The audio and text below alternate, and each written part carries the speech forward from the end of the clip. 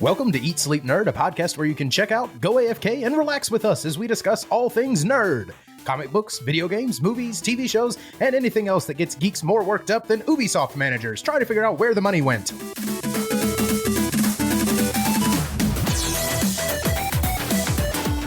Welcome to episode number 41. I'm your dorky DJ, Corey Winter, and as always, I am joined by my nerdy brother, Josh Winter, and our geeky friend, Christian James.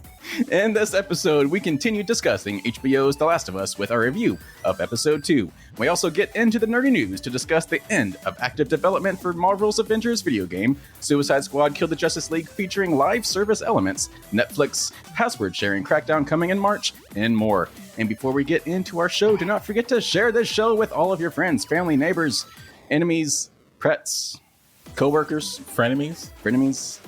And don't forget to click that subscribe button on any of your podcast apps and on YouTube. Click that little bell. Bing, bing. So, Jason's still not here. No. I think this is like his fourth strike so far, so... But is he out? Is he out? I don't know. I was trying to think replacements. I don't know. Well, it's not how I play baseball, because I don't play baseball. Yeah, Jason is still dealing with some health issues, so we're giving him another week off. But hopefully he is back next week, and he'll get all caught up on The Last of Us, and eventually we'll be talking about Kaleidoscope. But we'll playing that off one more week at least. I think at this point we're going to do like a little like mini-sode to just talk Kaleidoscope. Because at this point it's not really relevant anymore. But we're going to get to it. So... yeah, Jason's still gone, but the three of us are still here. We're still talking about The Last of Us. We still got some nerdy things going on. But as always, with every single episode, we like to kick things off by talking about what we've been geeking out on, because sometimes we talk about things people are not aware of. And like, hey, go watch this. Or, hey, go play this. But sometimes we're like, no, don't go play this. So what are our recommendations and not recommendations for our listeners this week? What have you guys been geeking out on? Well, for me, there's been such big hype. Awkward news from the Rick and Morty camp. So for me, I've been going back from season 1. Okay, hold on. And rewatching it. What are you talking about? Because there has been some stuff in the news about the creator of Rick and Morty. Yes. Okay. Yes. Okay. That cool. one. Cool. Yeah. Just making sure we're on the same page here. I didn't want to trigger anybody. Yeah. I'm not going to talk about that here, but if you want to look it up, just go look it up. Creator of Rick and Morty. He's gotten into some legal issues, but that's beside the point. So Rick and Morty, still an awesome show. Yeah. Yeah, still a very awesome show. It's super funny. And I mean, I've watched it like sometimes when it's on TV, like late at night. But, you know, I'm an old man, so I get sleepy. So I just gone back and started rewatching that. Josh is over here dying. Yeah. Gotta get this under control, man. It wasn't an issue till we started recording. So yeah, Rick and Morty. It's a good show. Josh got me into that one. Yeah. Good time. And it's funny you mention that, because after I got home from the doctor, I just kind of took a day and I was heavily drugged. And so... Can we pause for a second?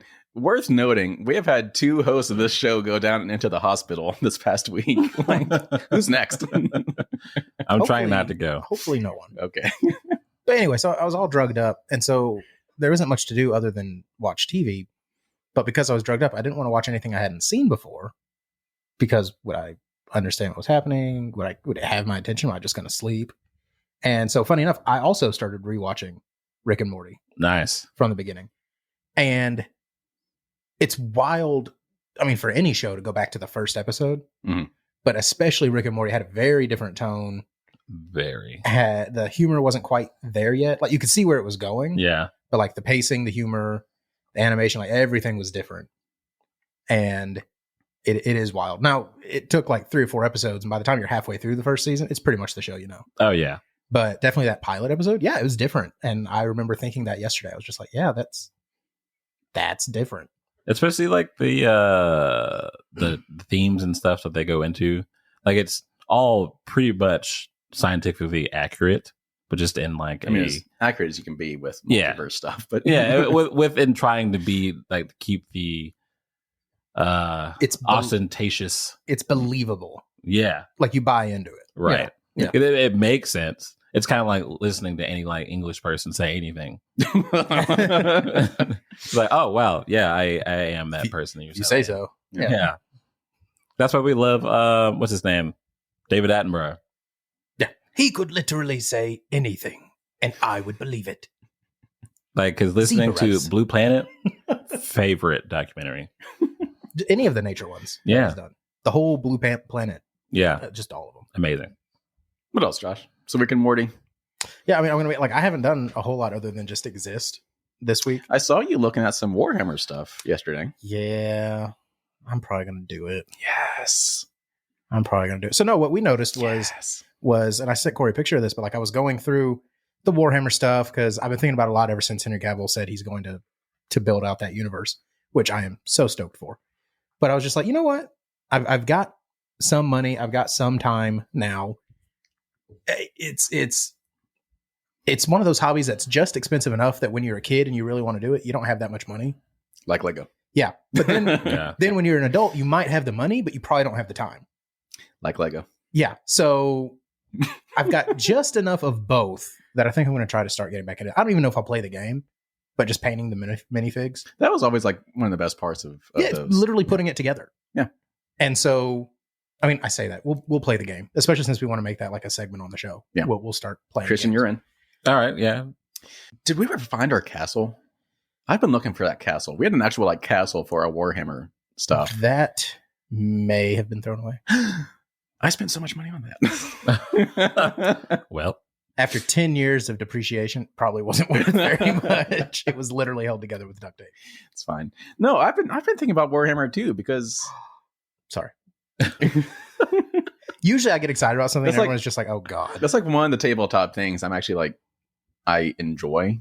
Like I'm not too much into other type of tabletop things, but Warhammer. That's a Warhammer fun was one. a good one. Yeah, Hmm. because like there's death and destruction and gigantic battles. It's awesome. In perpetuity. And I remember back when Josh and I played, I forget, I guess I was the Imperial Army or something like that. I don't remember exactly, but we were not playing 40K. That was the old school Warhammer. Yeah. And like Josh was the elves, I think, and I was the just humans. And so I had the castle. So like I was playing defense. He was playing the elves, but like his elves had like a freaking dragon. It ended up being fairly even Yeah, it was pretty fun. Wow. because It any was- bonuses he got from the fortifications were canceled out by the fact that I had a freaking dragon. He had a freaking dragon. Like House of the Dragon type of dragon. Like it was pretty awesome. So poorly painted. I was Yeah. not good at that then. Well, good thing about paint is you can always paint over it. So Yeah. all right, boys. So production notes, just real quick, just to recap. We are continuing our Last of Us conversations over this next few weeks as the show continues to air new episodes. I'll be talking about Forspoken on our next episode, the new video game. And coming up soon, we have Ant-Man 2 coming out. We have more video games on the way. And eventually we'll be talking about Kaleidoscope as soon as Jason comes back. So, If. oh no, As soon. he's coming back. Phil will soon, Jason. Get better. All right, let's get into the nerdy news. All right, we have a plethora of just small stories this episode. Nothing groundbreaking, nothing that's going to shatter anything. But the first story is one that we kind of saw coming, but it's also kind of sad at the same time. So Marvel's Avengers, the video game that came out, I think 3 years ago, It has barely been 2. is to be delisted in September as development comes to an end. A little more than 2 years after its original release, Crystal Dynamics is preparing to end active development on Marvel's Avengers, a decision it says it undertook in conjunction with our partners. According to a blog titled Final Update on the Future of Marvel's Avengers, support will discontinue on September 30th, after which digital purchases would no longer be available. All solo content will continue to be playable after support ends, and multiplayer will also remain available. So Josh, I know you gave this game a try, I did. and I think you actually kind of enjoyed it. I did. Again, it's another one that if I had to pay full price for, I may have had a different opinion. But like I got it on Xbox Game Pass. So I paid full price for it like the day it came out. Yeah. Never finished it. I mean, don't get me wrong, so it is it is going to be the textbook definition of why people don't like games as a service. Yep. Because what ends up happening is the company's focus shifts from making a fun, engaging, multifaceted game to the focus is now we have to keep churning out content. So fundamentally, that means you're going to make a combat system or a game system that works, and then you're never going to worry about it again. Mhm. And you're going to do the same things over and over and over and over again ad nauseum, because it isn't about the game. It's about unlocking the next stuff. Yeah. Even that is okay, because I've played lots of games like that. I think Avengers' biggest issue was they never really put enough content out to justify me wanting to keep playing it. And I think the keep other grinding. issue was that before the game came out, it was not really emphasized how much of the live service functionality was going to be the focus. Yeah. Like it was kind of built as the single player experience, the story mode. And it was so not. And it was not. Even like 6 missions into it, it begins forcing you to try to team up with other people. Yeah. Like you literally have to opt out of it if you just want to play by yourself. And again, I understand it from a business standpoint, but even making those decisions, they made some bad decisions. For example, if I'm going to make a game where the whole thing is to encourage you to collect stuff and to unlock stuff, the stuff you unlock is going to change the way your character looks. That didn't happen in this game. You would grind away forever to unlock different gauntlets or a new Iron Man arc reactor or something like that, but it never changes the way Iron Man looks. So from a visual standpoint, nothing changes. Mhm. You can buy different skins and stuff, but even then, you have to buy different skins and stuff. Like, that's not... Anyway, so, and even in closing it out, they're making what I consider bad decisions. So, for example, they just said, we're basically not going to worry about this game anymore. It essentially is what it is. Oh, but Spider-Man is still going to be exclusively on PlayStation. Yeah, when that was announced, wasn't it like timed exclusive, eventually Xbox, or it was kind of vague? It was just, it is exclusively on PlayStation. Hmm. And it's like that, it's kind of a middle finger to the fans. I mean, Spider-Man was the biggest Marvel hero back when no one cared who any of the Marvel heroes were. Oh, and you can only get it if you're playing on PlayStation. Yeah. And again, they've basically said they're demonetizing the game. All the cosmetic stuff will be made available for free. All of your content goes towards instant unlocks. Like, they're literally giving away everything because they're not going to worry about it anymore. And they still won't give you Spider-Man. Yeah. That's just kind of a dick move. And also just kind of like it kind of makes these games pointless. Like any live service game kind of becomes pointless because eventually it becomes a broken game because it's no longer up to date. So like anything you could unlock can no longer be unlocked. Yeah. And it's just like, I hate live service games. Yeah, that doesn't make any sense because like the whole gratification thing about those kinds of games is just like leveling up. Yeah. And like it works fine for games like Call of Duty where like it is about the multiplayer. Sure. But even then, they did it right. Yeah. When you modify your gun or when you unlock things for your gun, it physically changes it. Yeah. You get to see where your work went. And let's be real, that's half of the gratification of playing games is you like to see the base get built up. You like to see your character get built up. Yeah.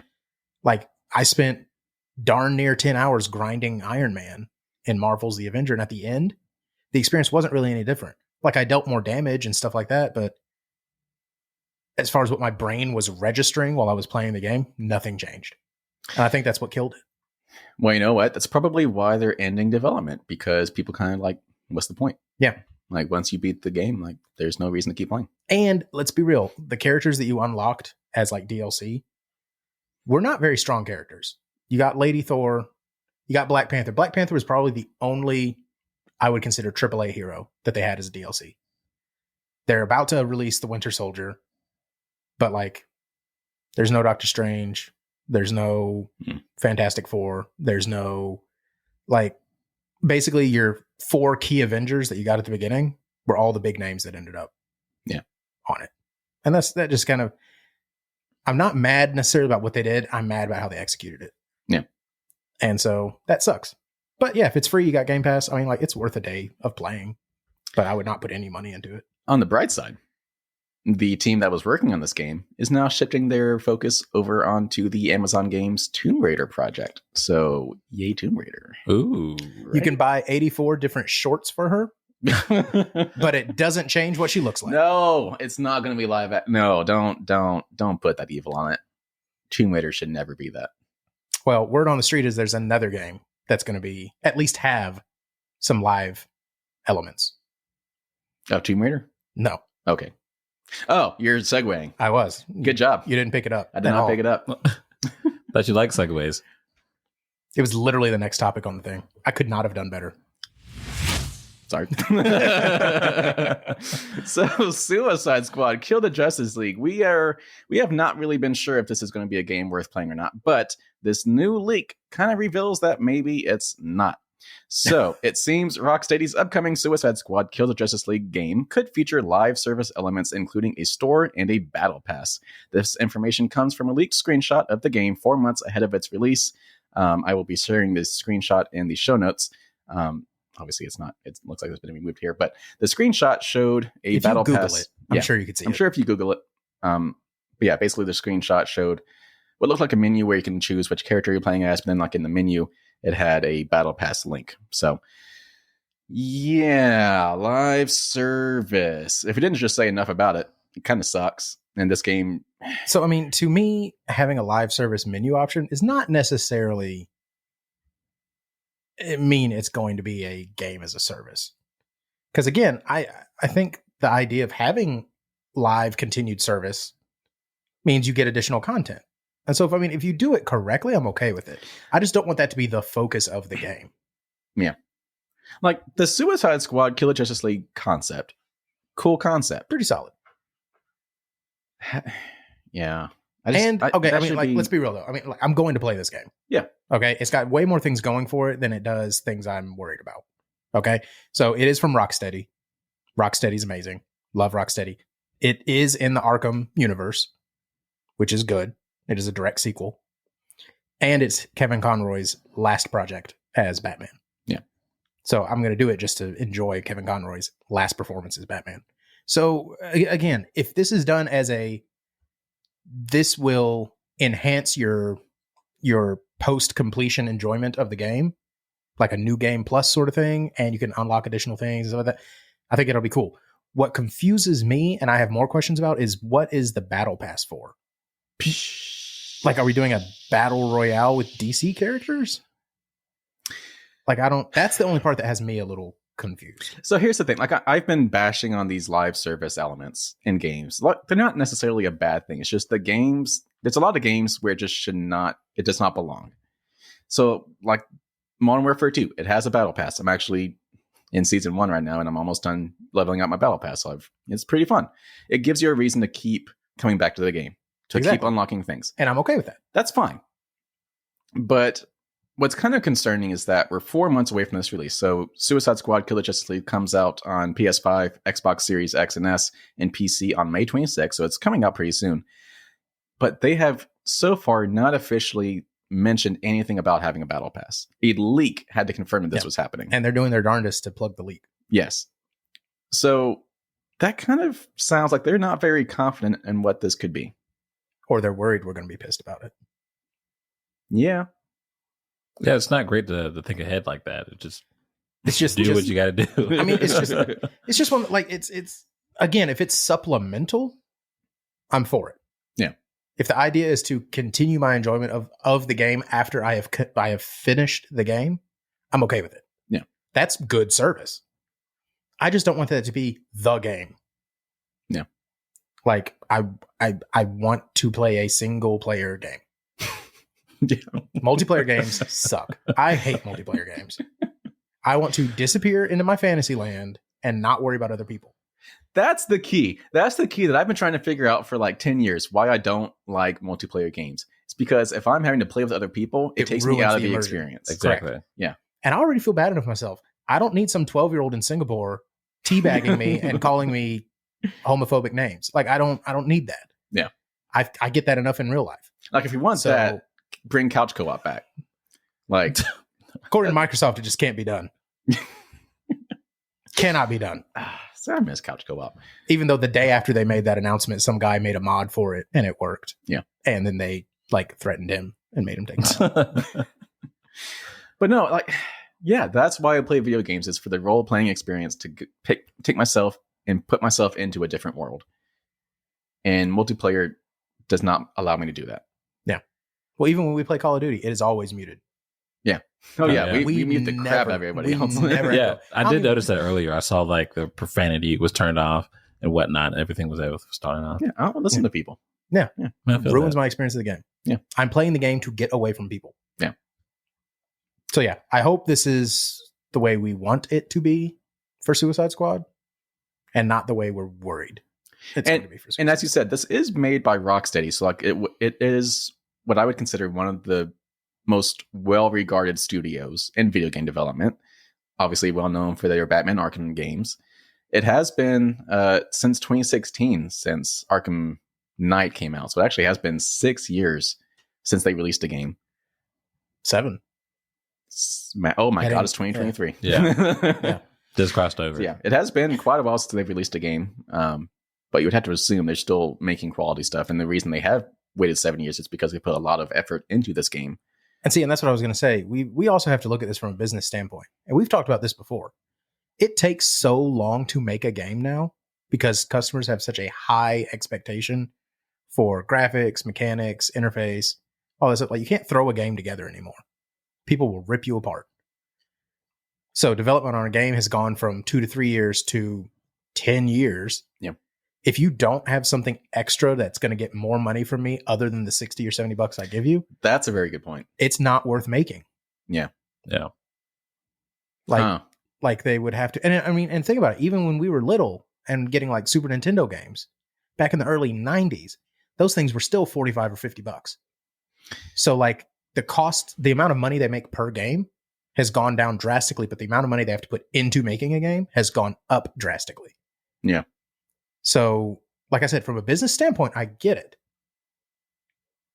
But it should be supplemental.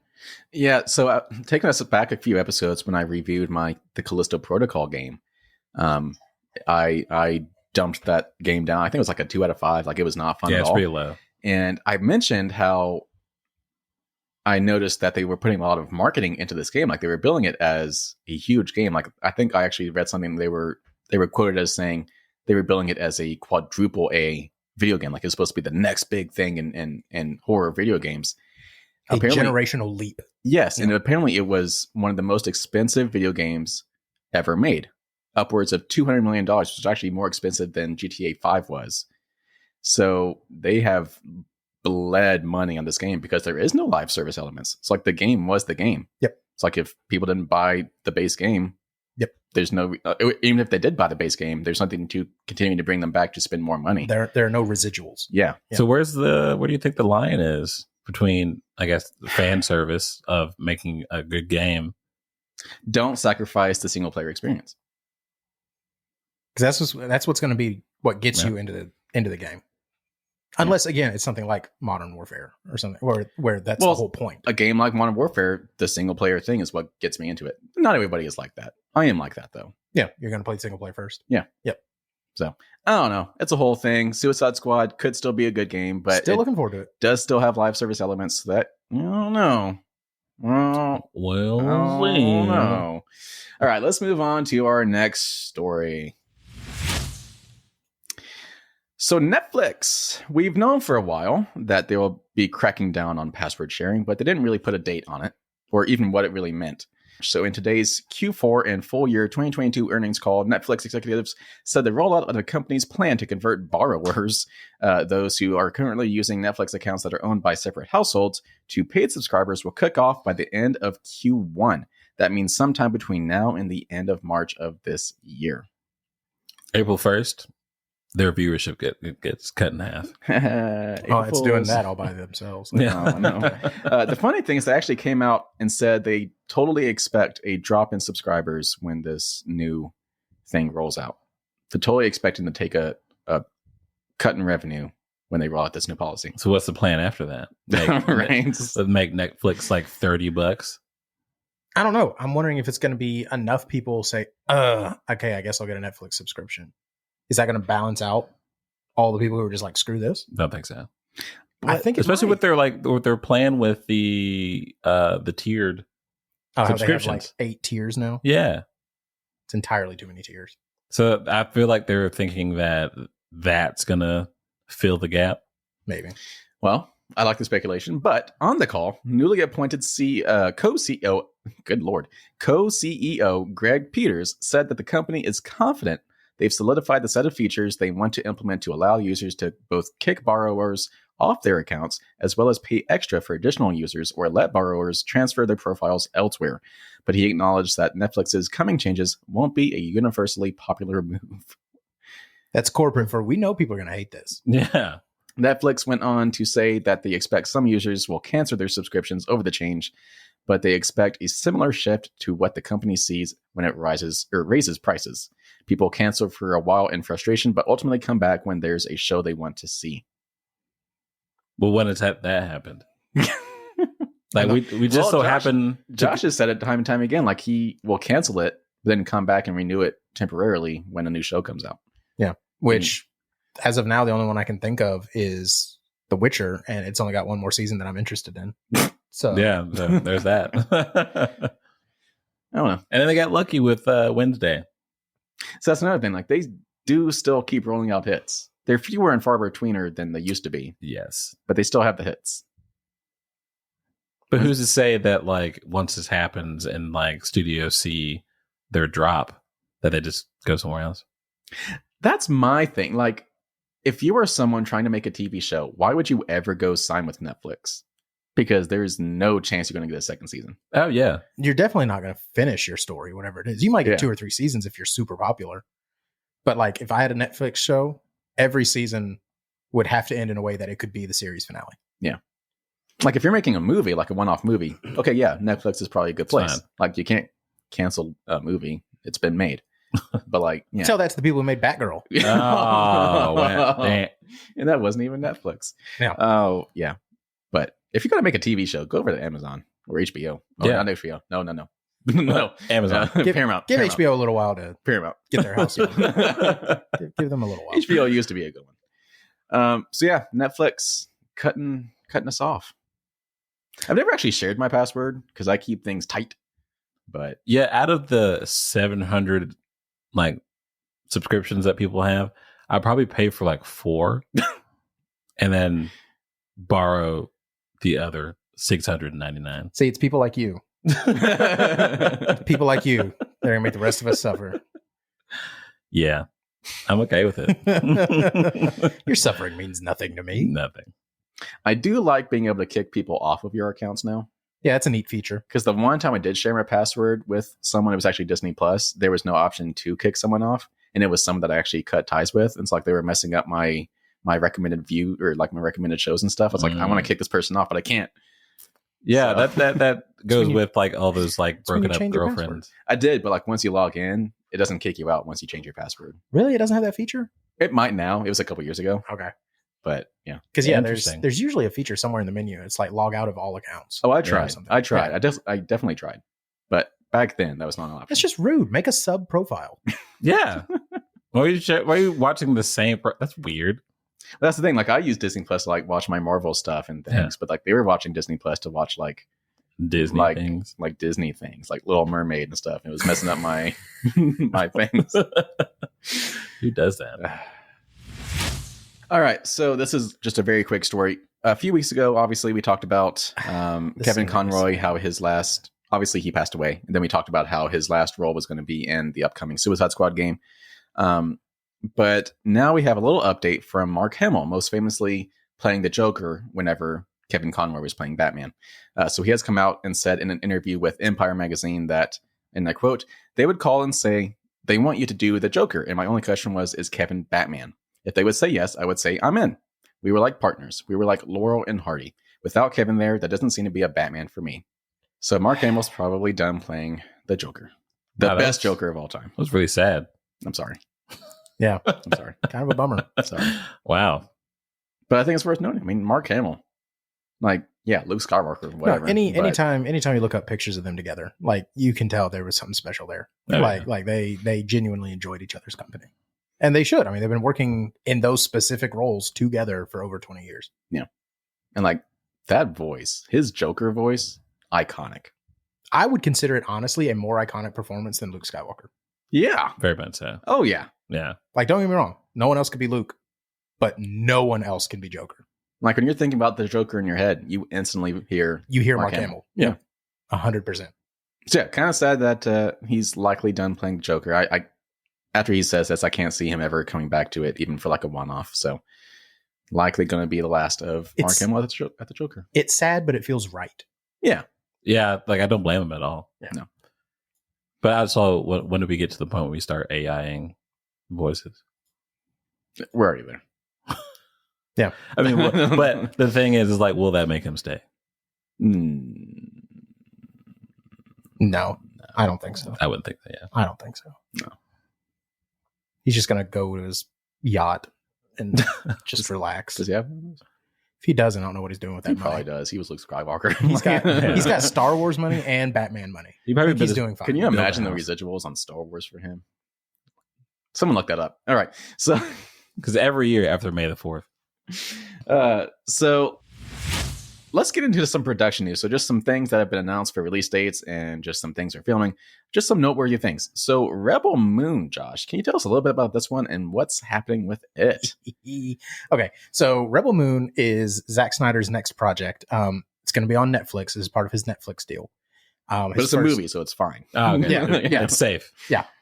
His first project being the what was it? The Living Dead? Not the Living Dead. The one in Vegas with all the zombies. The one with David Payton. Yeah. I can't believe I'm blanking on that movie. The Day of the Dead. Day of the Dead. No? Yeah. No, that's not it. Is it not? It's not Dawn of the Dead. That was the first zombie movie. Oh, gosh. Keep talking. I'm going to look it up. Zack Snyder. No. Zack Snyder. Dead. I'm just going to type dead. See what comes up. Wow. Army of the Dead. Army of the Dead. Not even close. Well, Dawn of the Dead was the first one he made. Yes. Which is not in the same universe. But it's one of... Actually, I think it was literally his first big movie was Dawn of the Dead. Anywho, so this is part of his Netflix deal. And apparently a few years ago, when Disney got a hold of Star Wars and started saying basically that they're open to suggestions for movies, he came to them with an idea. And apparently they thought about it and they said, we're going to pass. We don't think that really fits in with what we want to do.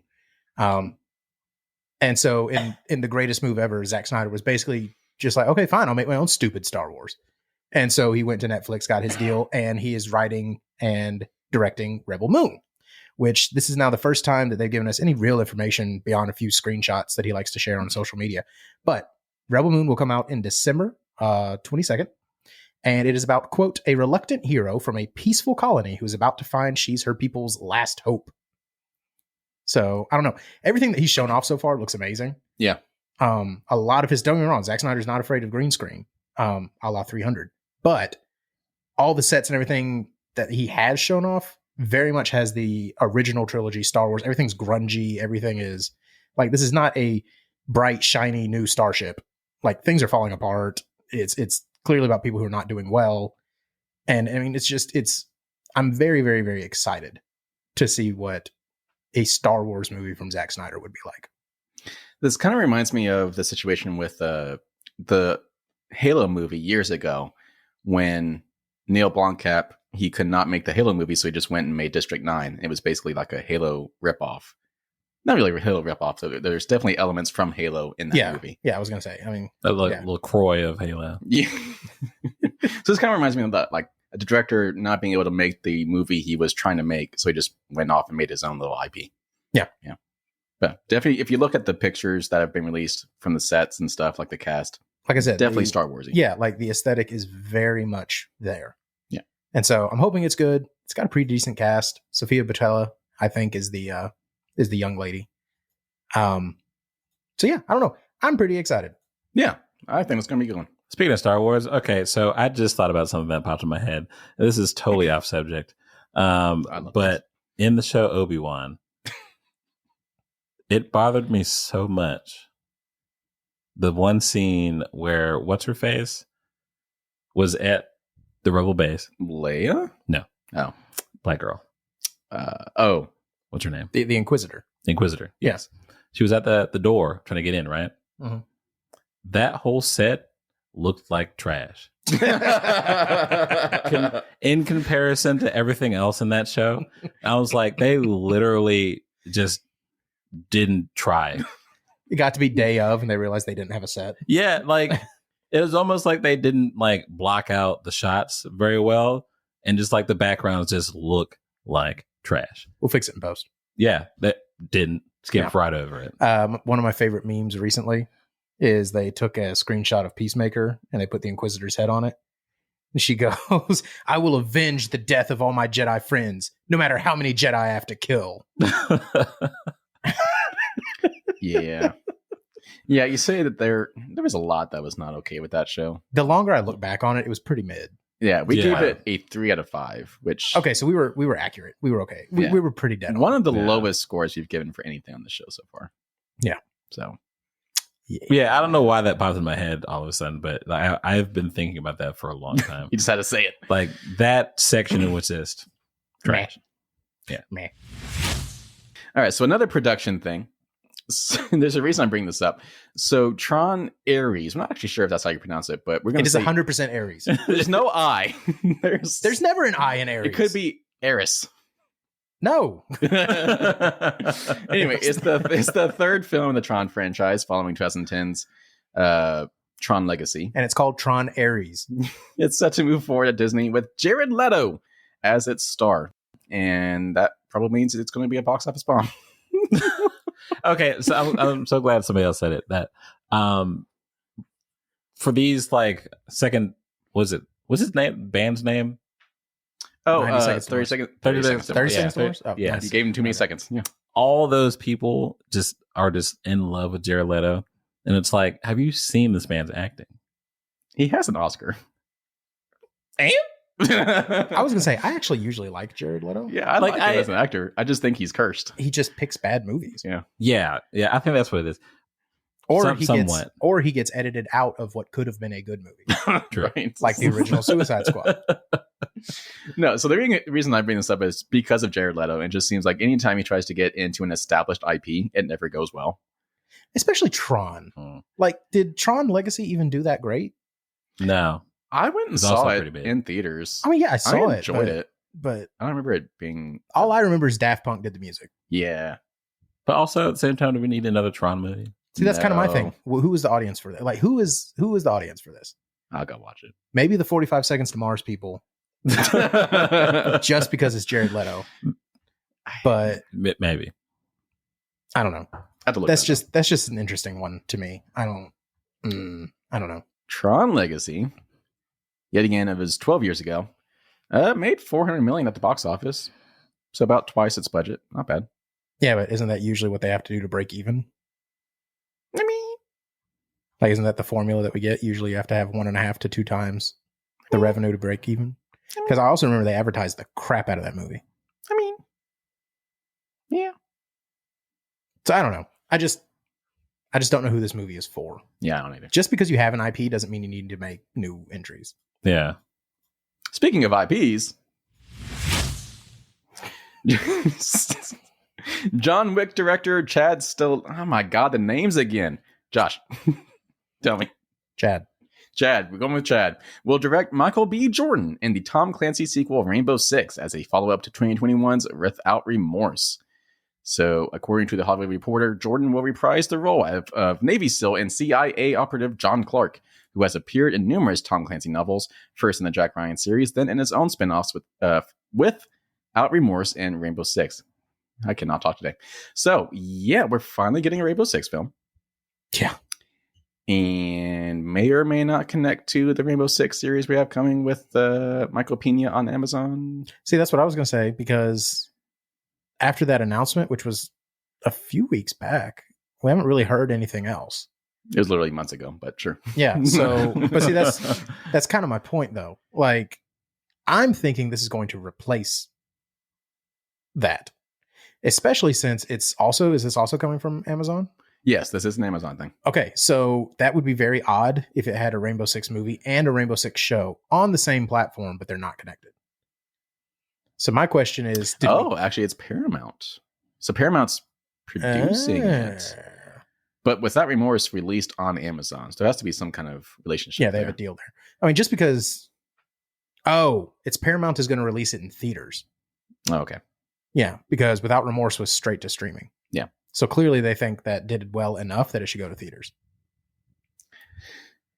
So is it in the same universe as Jack the Ryan? John Krasinski universe? I don't know. Because it was announced when Jack Ryan's ending, the John Krasinski Jack Ryan on Amazon is ending.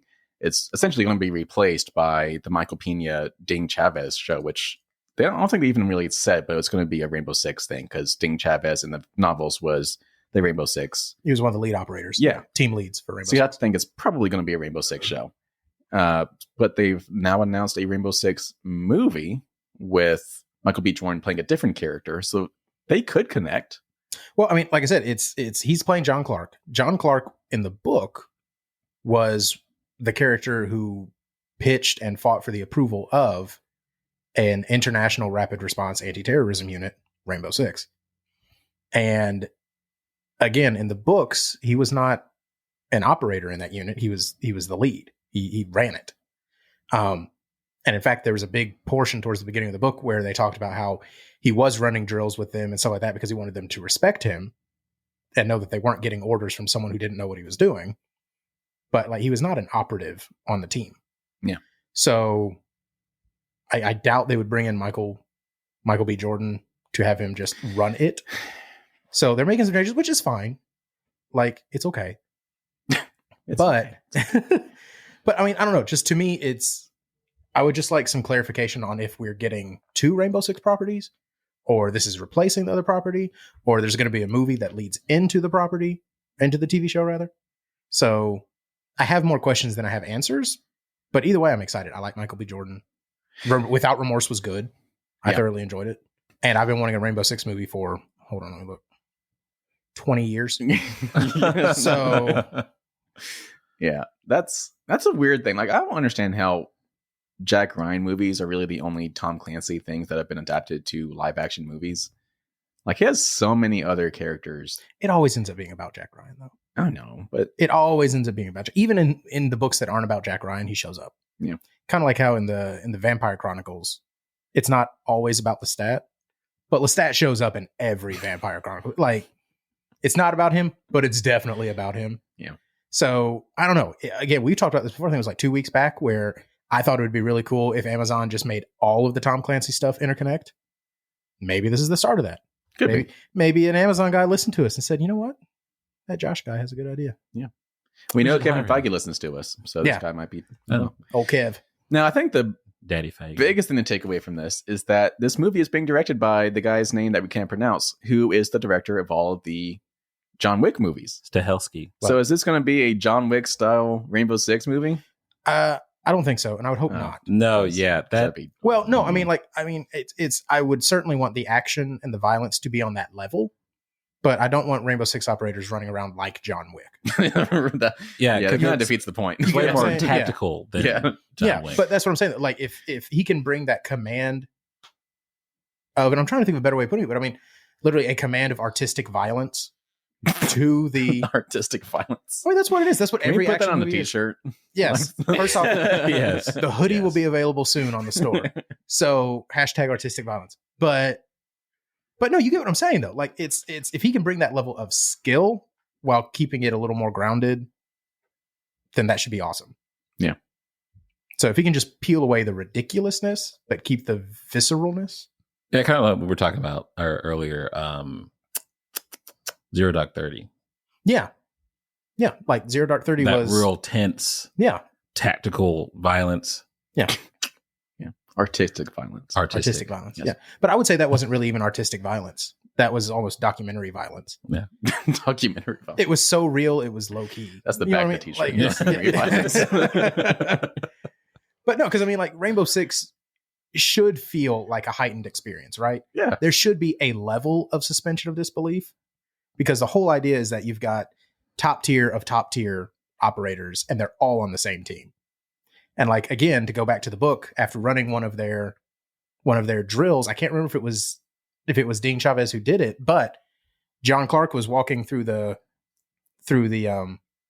obstacle course, and he got over to one of the dummies that they executed, and he looks at it and he notices that He shot him dead center, got him right where he was supposed to be. But the hole looked weird. And the closer he got, he realized he shot him twice and both hit in the exact same spot. So like they are supposed to be ridiculously good. Yeah. It just shouldn't be the same violence as John Wick. That's stylized violence. Well, I guess they went with this director because he has a command of action. Well, yeah, I was sure. Yeah. Well, no, I mean, that's what it is. Like if I was directing an action movie, that's one of the first dudes I would call. Yeah. How do I make this awesome? Yeah. Stahelski. Yeah. Detailed. Yeah. Well, and remember, before he was a director, he was a stuntman forever and ever and ever. And he was... That's right. On The Matrix. On The Matrix. He was one of Keanu's stunt doubles. Yeah. And that's how they met. Yeah. And so, like, this is something he's literally been doing his entire adult life. So I'm stoked that he's in charge of it. All right, let's get into some rumors and speculation. And this first rumor is actually one that's being stoked and poked on by the actor that is at the center of the rumor. Yeah. So Jason Mamoa has been teasing some very exciting news regarding his future at DC Studios, thanking James Gunn, Peter Safran, and David Zaslav in the process. I'll be sharing this video in the show notes. I'm not going to share it on this episode like I usually do, but so Jason, like he likes to do, he took a little Instagram or Snapchat video, whatever this was. I think it's his Insta. Maybe his Insta. And he was very excited, and he was vague as all get out about what he was actually talking about, but he specifically called out being excited about something coming up. He mentioned specifically DC Studios and James Gunn and David Zaslav and Peter Safran. So something is happening with the future of DC that he is involved in. And we knew previously that his name was attached to Lobo potentially. I still think that's what it is. Because he in another interview very recently, they asked him about some of the projects that he's got going. And he started the quote by saying, I mean, I'll always be Aquaman. And so a lot of people are taking that and running with it. And that's why he followed it up with, I can play other characters, though. I can be funny, savage, charming. I mean, to me, I think he's playing Lobo. And I think people are taking the whole I'll always be Aquaman thing out of context. That's kind of like Daniel Craig saying he'll always be James Bond. Yeah. That doesn't mean he's still playing James Bond. It's just, he will always be that character. He's etched in history. Yes. Jason Momoa will always be the original big budget Aquaman. So is it going to get awkward if we have Jason Momoa going on to play Lobo after having played Aquaman, then eventually we have a new Aquaman come, but he's still playing Lobo. So we have Lobo on the same screen as a new Aquaman. No, see, I don't think so. I think people are overthinking that. Like, I just came up with that, so I think I would love to see that. Oh, okay. Cool. Like, don't get me wrong. Like, I'm a big Snyder stan. Like, I think most of what he did was amazing. What? Yeah, I know, right? That being said, him as Aquaman was always one of the weirder choices for me. Like, I like what they did, and it was definitely different and interesting, but it was not the traditional. It was not your traditional Aquaman. Yeah. And so, but he is very spot on for Lobo. Yeah. Yes. They'd be dumb if they cast anyone else as Lobo. Yeah. If they're even doing Lobo. We don't know. We're running out of January and James Gunn hasn't said anything. Yeah, what up with that? Hey James. Yo Jimmy. What up? So he's still been on Twitter, so he's still working on stuff, but I'm not sure. We're running out of days. Where's that announcement? Let's raise the question. If it's not Lobo, what else could it be? Deathstroke. Oh my God. Ooh. I just think that because he has said in the past that Lobo is like his dream superhero to play. It has to be that one. Yeah. If he's this excited about it. So here's my thing. If he's just now sharing this video that he's excited about this, that kind of tells me that he was just told that this is happening. Yeah, which means they're just now finding out what the plan is. That's interesting. Like just behind the scenes of it all. That's interesting. Well, again, they're in a weird position. He still has to go out and promote movies that are no longer going to matter in the larger DCU. Yeah. So they don't want to announce too much beforehand because it's going to take attention away from the movies they still desperately need to make money on. So I don't know. Me personally, I'm in the Lobo camp. But like I said, it's weird on Twitter because so many people think he's literally going to keep playing Aquaman and also possibly be Lobo. Yeah. I'm just like, that's the dumbest thing I've ever heard in my entire life. Yeah. I think keeping him as Aquaman would be the dumbest thing ever. Not because he was a bad Aquaman, but because at this point it has to be a full reset. Slate. Yeah, it has to be a full reset. Hopefully it becomes like a domino effect of news from that camp. Hopefully. So, kind of related, Gunn recently said that he wanted to bring a lot of his Guardians into the DCU because they want to keep working together. He specifically said Chris Pratt. Correct. He would love to keep working with. So, Chris Pratt is Aquaman. I was going to say Hal Jordan. Oh, Chris Pratt. Chris Pratt as Green Lantern Hal Jordan. Now, he did clarify, James Gunn clarified today, actually, as of this recording, so Saturday the 21st, he was replying to someone that was, saying, I'm encouraging you not to use your Guardians of the Galaxy cast to follow you to DCU. Awkward. So James Gunn replied to this, and it was a quote tweet, so he tweeted this out to everybody. He has hundreds of roles to cast, as he always has.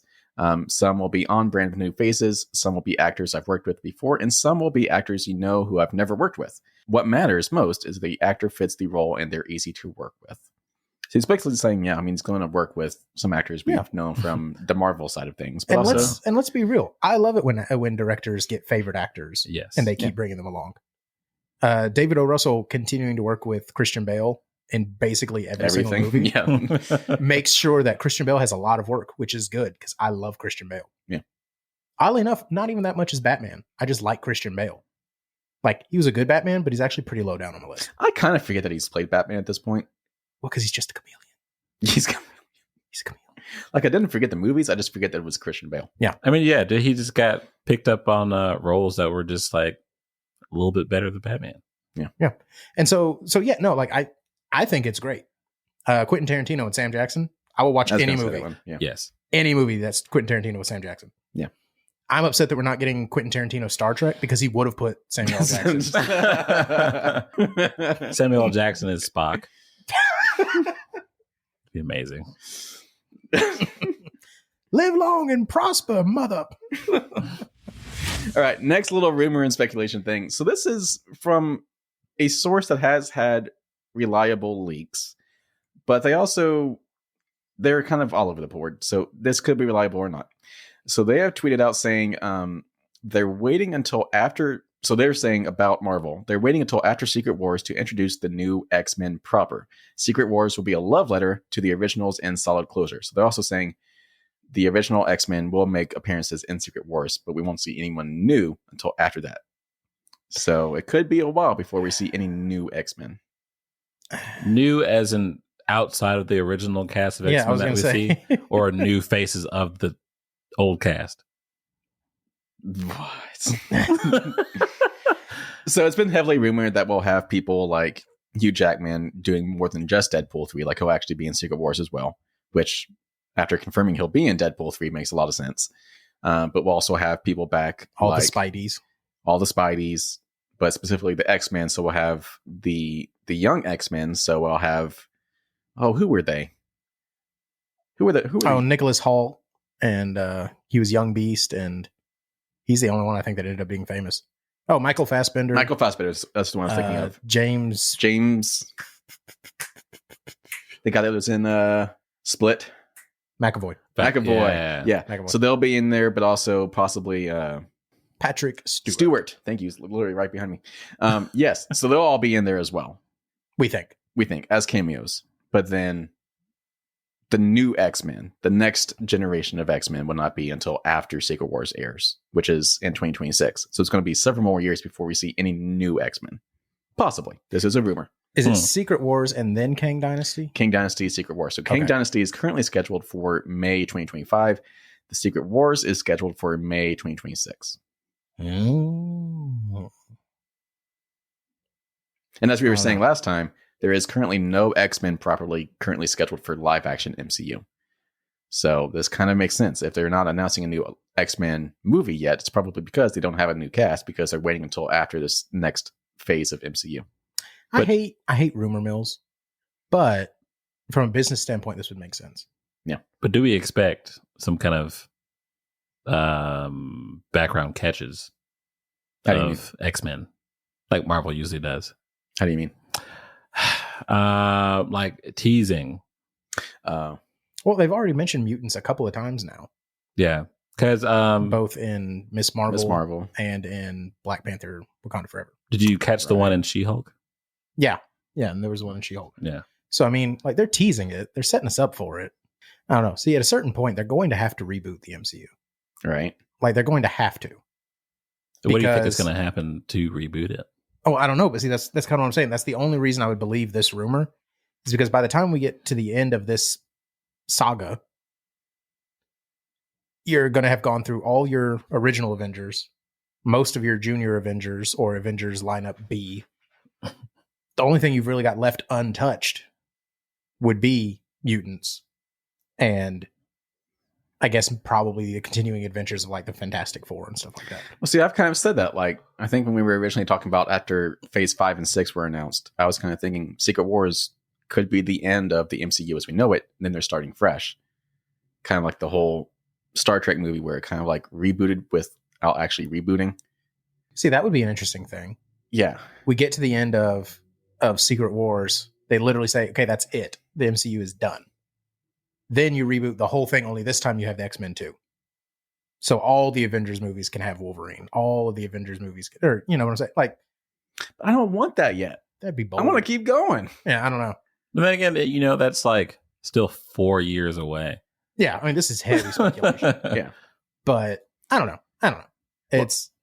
Well, adding to that, the same leaker, and yet again, I'll be sharing this in the show notes where they posted this stuff, but it's possible that Ben Affleck could be coming back as Daredevil for the Secret Wars. Don't do that. See, here's the thing, though. Affleck was not the problem with that movie.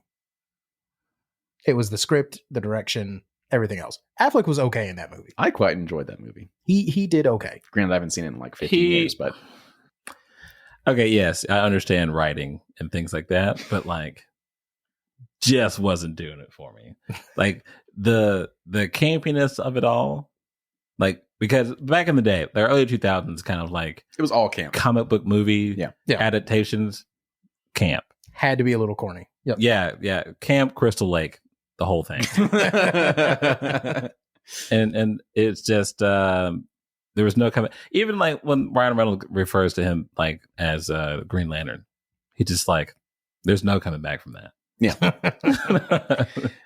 So obviously Avengers Endgame was a big event movie where they brought in every single character they could that they've used in the past 15 years of Marvel movies. They made it the biggest movie possible with every single actor and character that they had.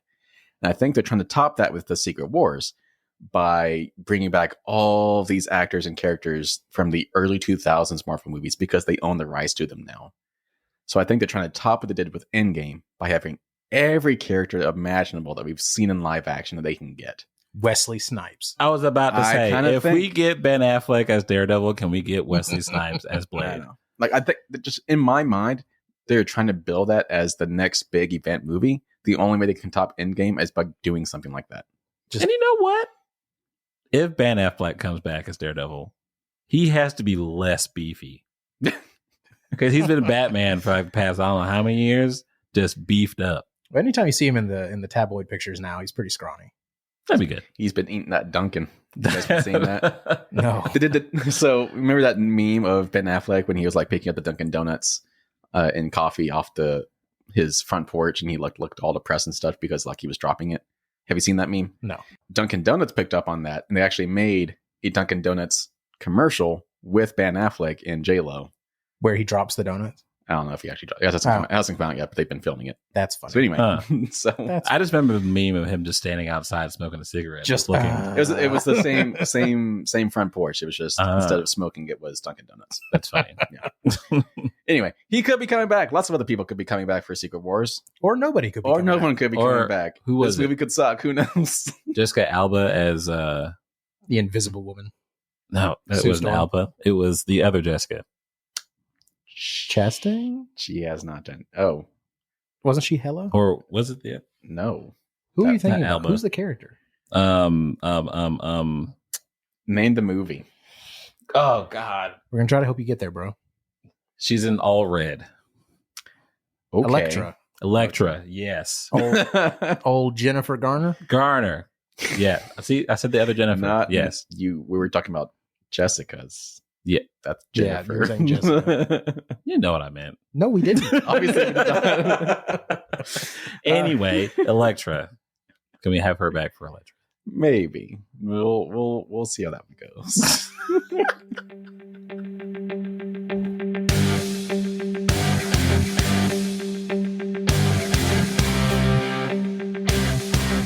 All right, let's get into our spoiler review and discussion section on episode 2 of HBO's The Last of Us, episode titled Infected. So we still don't have Jason here, which I wish we did because he has not played the games. I want to know what someone that has not played the games is taking away from the show. But all three of us here, Josh, Christian, and myself, have just watched episode 2. Takeaways. I mean, it's perfect. Yeah, it's definitely doing what it's needing to do. No, it continues to balance paying homage and reflecting the game without feeling like it has to stick strictly to it. You know, like it's not afraid to change things if they think it's going to be better. Yeah. And they're certainly not afraid of expanding on what was already in there. Yes. So this episode covers the portion of the game from when you leave the quarantine zone to when they get to the capital. And so it's our first look at kind of the actual post-apocalyptic world while they're trying to make their way through downtown Boston. Is it Boston? Yes. Boston. Yeah. Okay. And no, like it's again, there were scenes straight out of the game, both in level playthrough as well as just the scenery. Like we talked about it, you know, the collapsed building that's leaning over into one of the other. Pretty iconic from that game. Yeah, like that's, and it was there. What I like best is, and I hope they keep doing this to the show, the cold open was again an event that led up to the pandemic. Yeah, yet again, only 2 episodes in, but so far what I'm liking from the show is that they're giving us a lot of backstory to give more context to what this apocalypse is actually all about. Yeah. And every time they do it, and I say every time, yet again, it's only been twice, but every time they do it, it's chilling. Yeah. I mean, they're doing a very good job of making you understand that this is plausible if the only condition that has to change is that this fungus makes the leap to being able to survive in humans. Yeah, because you have the doctor that exclaimed that, oh, this virus can't survive in humans. And you see the officer's face. And they're like, about that. Got something to show you. Yeah. So I mean, they're just doing a very good job of setting it up to be believable. Yeah. Yes.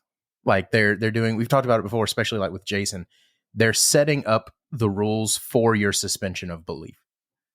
Oh, let's talk about that doctor lady, because she was just like, let's bomb everything. She was like, all hope is lost. Let's just bomb it. Let's just bomb. Well, no, I mean, but again, though, that kind of sells the gravity of the situation.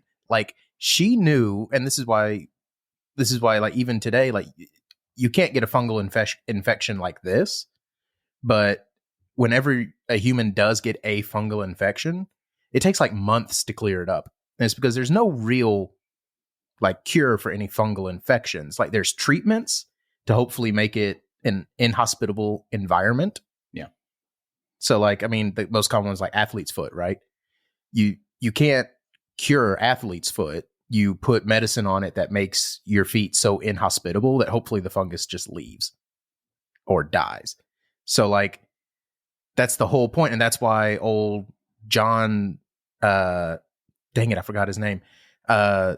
The doctor from the first episode, that's why he was saying to him, the most terrifying thing would be a fungus because you can't cure it. You can't get rid of it. It's another living creature that has just decided to make you its host. Yeah. So that's why it kept him up at night. And then we jump forward to this lady who basically says, yeah, no, it's happened. This is the worst thing that could have possibly happened. All you can do is hopefully kill it before it spreads.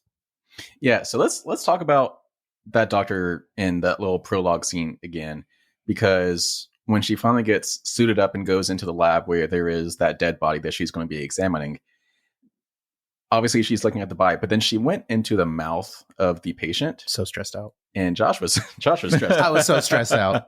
But it was it was so visceral because you just saw those little phalanges or whatever you want to call it, the hairs or tendrils. the tendrils, Yeah. the fungus just slowly coming out of the mouth, and she freaked out, and it was just like, that's so disgusting. This is it. Yeah. I'm out. Yeah. Yep. I know we they exited out of the spores thing, because that's what I was just fully expecting her to like crease open her mouth and just spores go everywhere.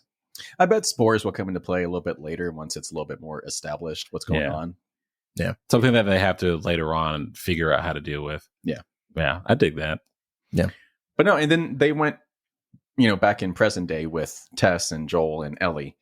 They went into even more detail explaining about how all of the zombies are connected through all of the growth that's all through underground. Mm-hmm. So if you make a single noise anywhere, they're going to hear it because it's all disturb connected. or disturb the fungus in any way. And that was, to my knowledge, from what I can remember, that was not really ever established in the game. Yeah, I don't remember that being. It's like that was added lore, but like it added even more to everything. And that's what I'm saying. Like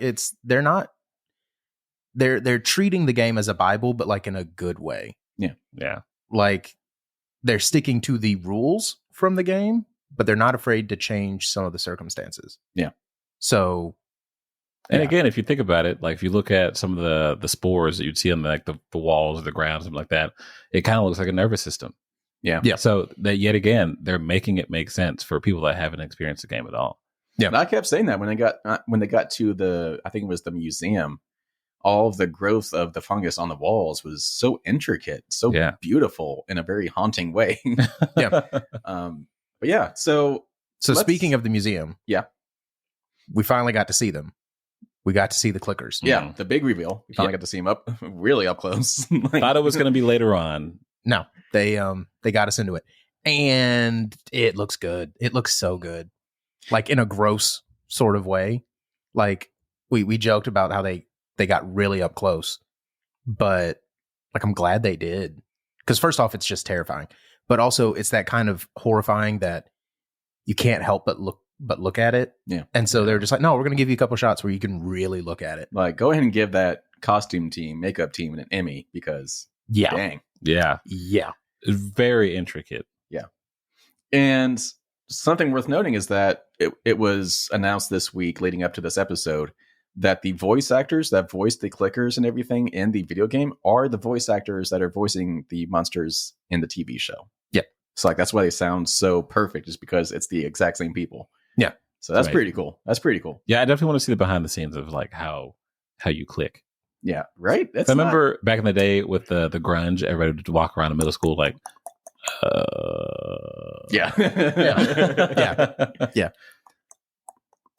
I think it's just the tongue. See, I don't think it's the tongue though. I think they're clicking their throat. Yeah. See, you almost choked yourself doing it, but it sounded closer to what's in the show. I think it's in the throat. Yeah.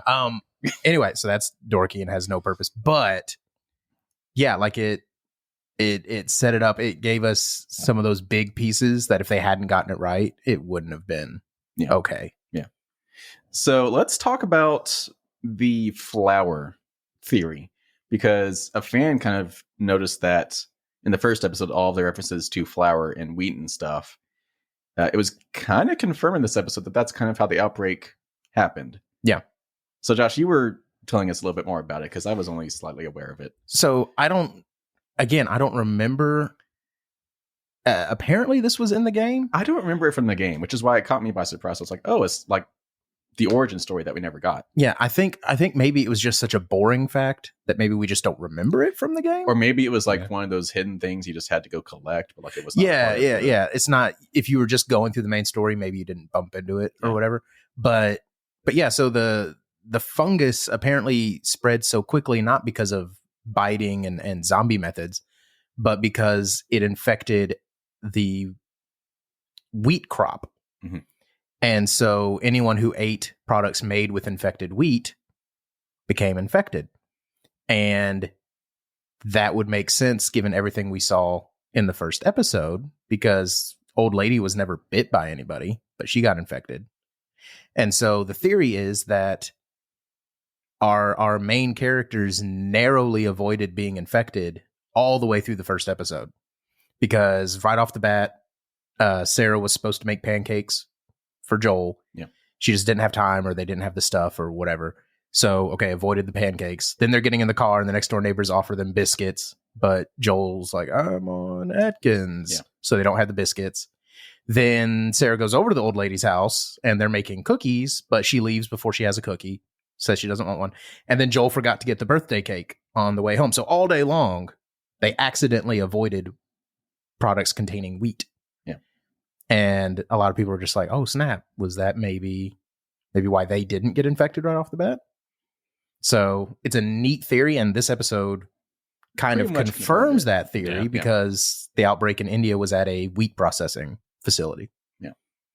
So Flour and corn, I think it was. Yeah. So I like it. They're filling in that backstory. So let's move back into present day.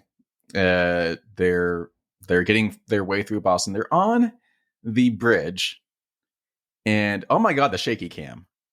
That oh my god was so annoying. I don't know if that annoyed you guys. That shaky cam Didn't even notice. like it as until they're you just said walking, the camera guy is like bobbing up and down. Like, come on. Yeah, it definitely didn't bother me as much as it bothered you. I was like, Yeah, I'm no. getting dizzy. Stop. It. That's my one con from this episode. Was just like I'm gonna be nauseous. Like, stop. I mean, yeah, and I guess I didn't notice it until you said something, but I get it because why? They're just walking. Because why? like nothing was happening. They were just walking, and it's like, why do I need to feel like I'm in this Yeah. right now if they're just having a And conversation? I think that was the only scene that was the case. Like, I think the rest of the episode, it was a steady cam. pretty standard. Yeah. So I don't know why on that bridge they had to like shake the crap out of the camera, but whatever. His second unit. Maybe. Yeah. So other noteworthy things. Tess Went out like a boss. went out like a boss, Yeah. like she was supposed to, just like in the game, for the most part. I was gonna say, in the game, it was not infected that attacked them. That's what I was thinking. I didn't remember it being the infected. It was another group of humans. I can't remember if it was Fedra That's or right. or something. I think it was Fedra, like just doing a patrol through the city. That's right. I do remember that. Because yeah. remember, Fedra and Fireflies are at war, so they wouldn't have stopped to ask questions. They would have just been like, "Oh crap, Fireflies."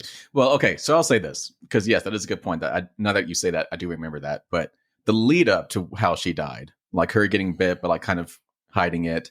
Yeah. Then her wanting, like, the importance of getting Ellie to the Fireflies was even more important to her now because she knew what it meant. Because now she was going to be a goner and she knew it. She saw her end. But for the most part, the last dialogue between her and Joel was Pretty spot on. pretty much straight from the video game. So another high five to them. But no, I would argue they gave her a better death in the show than they did in the game. In the game, she took like 2 shots to the chest, and that was pretty much it. But the awkward kiss. Yeah, see, okay, yeah. I was gonna bring that up, and I was like, my one con is why they let this zombie walk in like he's making a move on her to infect her. Like, what? When does that happen? Like, I get why they did it because I guess that's how the fungus. They've really been emphasizing the fungus in the mouths. Yeah. So I guess that's how like their main source of infecting others. Well, the But- thing was, like, the way I kind of saw it coming, like she like recognized this person. or maybe she just saw the end, like she knew this was it. So Yeah, and then she just kind of accepted it, but like Yeah. he also like tilted his head, like put his mouth slowly on her mouth. And I'm like, come on, it's dude. just really weird. Yeah, It it was was- uncomfortable. It was yeah. Like I didn't mind the spores coming out of his mouth, other than just him just trying to make a move. It was weird. I think she kind of just stood there and took it because she knew that she would have a better chance of getting the lighter lit. Yeah. If she wasn't running around and True. and resisting and everything. Like, okay, I mean, she knows she's a goner. If she can just take it long enough to light the light, then it's worth it. True that. And So she did. again, Tess is a ride or die. Yeah. I mean, she died. But Yeah, there's no ride anymore. Yeah, she got kicked off. she the was ride. all dead. She was a ride and die. Still a solid adaptation, I think. Yes. Very Still much so. faithful to the source material, but also adding more backstory. I'm liking it. Yes. Want to update our scores? I don't know. Was I already out of 5? Yes. Oh yeah, then Christian was out of 4. yeah. I just want to see more. How much do you need to see before you start bumping it up? because remember, you can always bump it back down. True, but it's not. I'm not trying to pressure you. The ending took me out, so I'm keep it at a 4. The awkward kiss? Yes. Well, I'm staying out of 5. That's Yeah. thing's great. I'm staying at a 5. I was upset when it was over. Yeah, that's another thing is I read that the first episode was longer because they needed more. They Set up. requested more on-screen time between Joel and Ellie before the episode ended. Good. So that's why this episode felt a little bit shorter because actually it was an hour. The first episode was a little bit longer than an hour to get more screen time with them. So, but yeah. So more episodes will probably be more this length is right at an hour. How many episodes are there total? I believe there are 9. I have my IMDb up. I believe it's 9. Yeah. 9. Yeah. Okay. But it looks like with the previews from next episode, we might be getting Nick Offerman. Woo. Whoop whoop. As Bill. Old Bill. Old Bill. That should be an interesting one. Post-apocalyptic Ron Swanson. Probably. All right. Well, then let's wrap this one up. So we're still at the same after 2 episodes that we were after the first episode, which is 5s from me and Josh, and still a 4 from Christian, which is still a 4.67 out of 5. Still don't have Jason's score yet. He's obviously still dealing with his health issues, so hopefully be back. We just heard from him. He said he'll hopefully be back for the 3rd episode of The Last of Us. So look out for episode 42 of the Eat Sleep Nerd podcast. We'll be continuing our watch through of The Last of Us on HBO, but also I'm going to be reviewing Forspoken. The video game is coming out this week. Forspake. I'm actually taking a day off from work so I can play this game. Wow. I mean, I had a day just to take off. I had to take it off this month sometime, so I'm using it to play my new game. Must be nice It's gonna again. be great. What else do we have to talk about next week, guys? Hopefully, we'll have something to talk about the DCU. Hopefully. Yeah. Because What the heck is going on Hopefully, James Gunn comes through. yeah, old and says Jimmy's running out of time. He said January, and we're running out of January. Ironically, Old Jimmy Pistols. he posted a tweet, I think it was like yesterday, Jimmy, where he was working on Guardians of the Galaxy stuff. I'm just like, hey, focus here. Whatever. Like Hopefully this week. If Guardians ain't done yet, bro, it ain't gonna be done. Yeah. Yeah, he's got 4 months. 3 months, really. Good luck. Good luck, James. Give us more DC stuff. So that gives like the CG guys like 2 weeks to do the whole movie. Yeah. Poor guys. You guys are doing great work. All right, so stay tuned. Don't forget to click that subscribe button or follow button on whatever podcast app you are listening to us on. Just or click all on the buttons. Or click, except for that unsubscribe button. Don't click that. Or Yeah. report us. Don't. We're not spam. No, Like, this is all real. We are real people. we're real people. And also, we're still on YouTube and coming soon. We'll be having some video. But in the meantime, go follow us on YouTube to get the audio version of us on YouTube. So click that little bell. Say YouTube again. YouTube. YouTube. YouTube.com/@EatSleepNerd. And yes, it is /@ for some stupid reason. Interesting. Yeah, they've introduced handles on YouTube, but they kept the ats as a part of the handle. So it's youtube.com/@EatSleepNerd. I don't know why. I don't make the rules. All right, YouTube. There's some conversations we need to have. Elon needs to buy YouTube. Yeah. So yeah, do not go to youtube.com/EatSleepNerd because it will not work. You have to enter that little @ sign. Wow. Can't say enough. Yeah. So go find us on YouTube. I'm trying to see if I can break a record. youtube.com/@EatSleepNerd. Click that subscribe button. No. Wait, yeah, you did say I that. did. Okay. Eat Sleep Nerd for a million years. All right, boys. So in the meantime, before we get out to episode number 42, what should people be doing this week? It is highly recommended that you drink water, Okay. stay in a calorie deficit, Okay. and eat, sleep, nerd. Take it easy, people.